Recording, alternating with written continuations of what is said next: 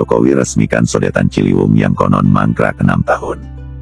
Benarkah mangkrak 6 tahun? Mari kita lihat sejarahnya. Sebelum era Anies, tepatnya proyek itu dimulai pada 2013 saat Jokowi menjadi gubernur dan terhenti sejak tahun 2015. Ingat, proyek ini dimulai Jokowi lalu dilanjutkan di era Ahok. Jokowi gagal, Ahok juga gagal. Kegagalan itu karena terkendala pembebasan lahan yang digugat oleh warga.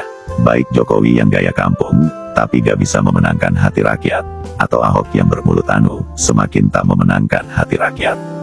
Dulu, saat proses pengerjaan berjalan, di masa Jokowi dan Ahok, proyek terhambat. Warga Bidara Cina melayangkan gugatan.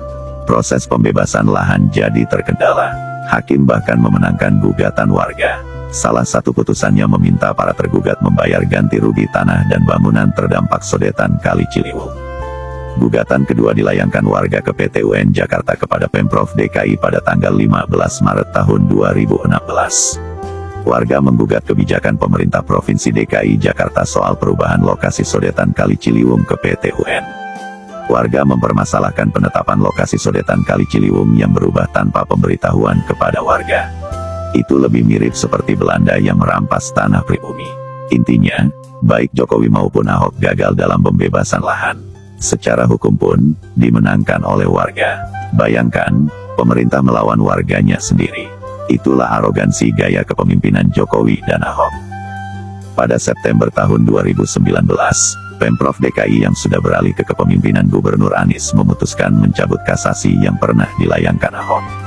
Dia menyebut pencabutan itu guna mempercepat pembangunan proyek sodetan.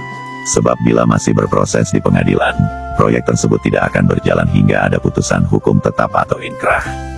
Di masa Anies inilah, pembebasan lahan pun terjadi kala itu. Anies Baswedan lebih berterima oleh rakyat. Anieslah yang turun langsung ke warga untuk melobi mereka.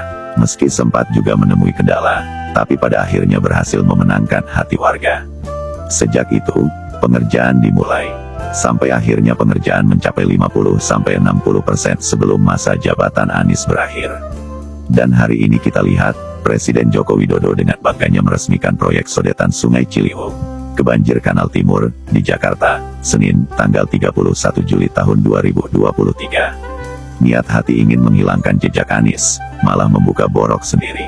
Sebab di era kepemimpinannya lah justru sodetan Ciliwung gagal dituntaskan. Ahok juga gagal, bahkan Ahok membuatnya terkatung-katung di PT UN karena kasasinya.